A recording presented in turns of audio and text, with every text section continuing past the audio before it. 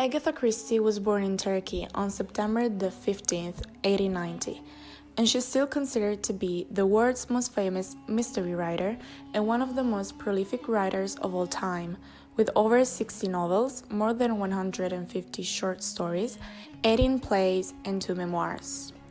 In 1937, she published Death on the Nile, which together with Murder on the Orient Express and 10 Little Indians is one of her most famous novels.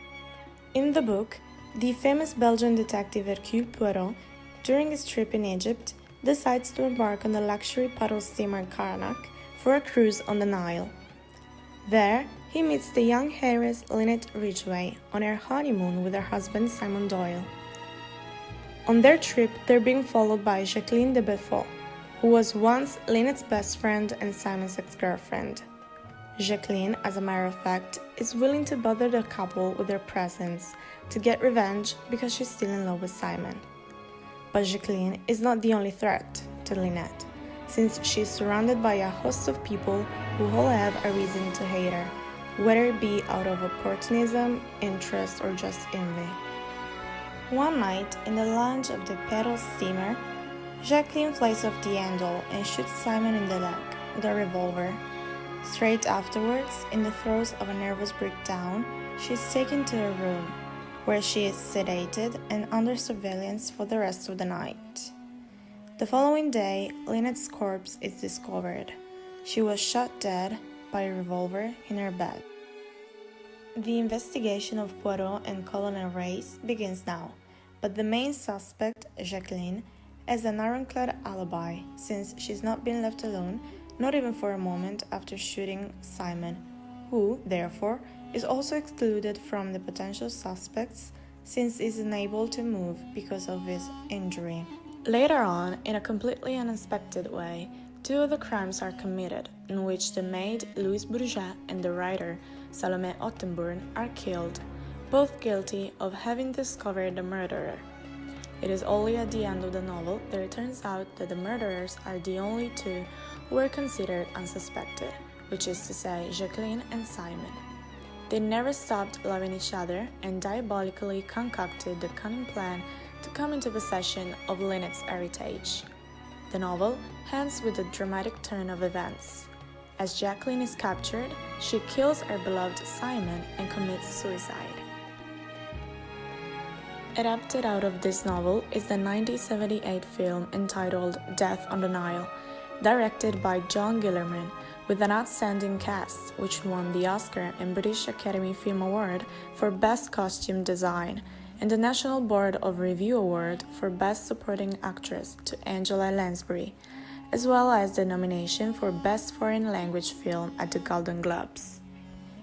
The film adaptation is quite loyal to the original novel, although there are some slight differences that, however, do not interfere with the storyline. In the film, the characters are almost caricatured, while in the book, they tend to be more serious. Jacqueline and Lynette's physical descriptions don't match. Jacqueline is brunette in the book and red-haired in the film. Lynette is blonde in the book and brunette in the film. In addition, some of the characters in the book are not featured in the film. Tim Allerton and his mother, the archaeologist Richetti and lawyer Fanthorpe, and Cornelia Robson, who is replaced in all of the scenes by Rosalie Ottenburn, daughter of the murdered writer. Allerton, moreover, in the book plays a fairly important role because he's guilty of stealing the purse from Lynette, and therefore it was a potential suspect, while in the film the matter is just mentioned and not in relation to the young man. The book does not include the scene in the film in which Pirate finds a snake in the cabin and the one in which Simon and Lynette climb up the pyramid. Lastly, in the film the case is reconstructed in front of all the passengers gathered in a lounge, while in the book Pirate speaks directly to Simon and Jacqueline, who in the book commits suicide by shooting herself in the heart, while in the film she shoots herself in the temple. If in the novel the setting is only the background, it surely becomes essential in the film, where you can experience more strongly Egypt's exotic charm. In all crime novels, the fundamental elements are the plot, the relationships between the characters, and the dynamics linked to these factors. In doing so, Agatha Christie is unbeatable. No wonder that for many people she deserves the title of Queen of Mystery. I chose this book because I've always appreciated the style and the brilliance of her plots. The writer is able to keep the reader's attention alive without ever losing the enthusiasm. Her novel can be seen indeed as a personal challenge to discover the enigma. Each book is full of twists, mysteries, and tensions. It is interesting to notice how the author gives the reader almost all the necessary information to come to the correct conclusion alone, but at the same time she hides the clues just enough to ensure that it doesn't happen. The revelation of the murder is witty, as always, and can be considered the most interesting part of the novel. If, on the one hand, it could have been assumed that they were the two perpetrators, on the other hand, it is impossible for the reader to guess how everything was planned. Their fight on the lounge, Jacqueline's nervous breakdown, Simon insisting that the girl had to be carried away and supervised, it was all part of a meticulous plan to ensure an alibi for both of them. In addition, the reader could have doubted everyone because everyone on the pedal steamer was hiding something. The main themes in Death on the Nile are certainly as relevant today as they were at the time the novel was written, and also make us think about our society.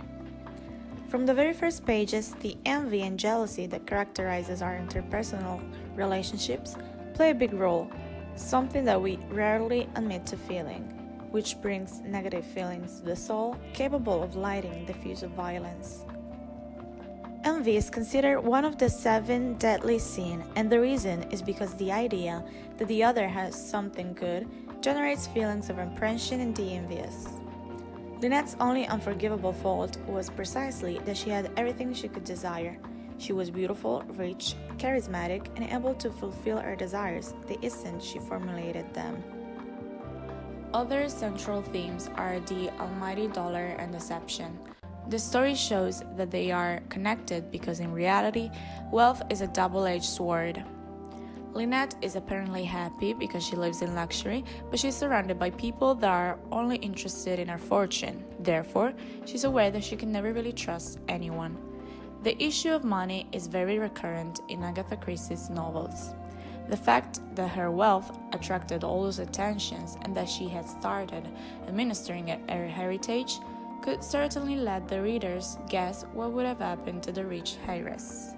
Jacqueline planned the murder of her former best friend because she knew that not only did Simon have no money to marry her, but he wasn't even cold-hearted enough to act alone, and he would have been caught for sure. Jacqueline's love for Simon is a sick, morbid, obsessive love that achieves its goals through psychological violence. Of course, it does not surprise the reader, since the situation does not differ much from the reality in which we live. The only difference is that in this case it is Jacqueline, a woman, who persecutes Simon, whereas in the vast majority of the cases the man is not the victim, he is the perpetrator. And this is why stalking is today classified as gender-based violence.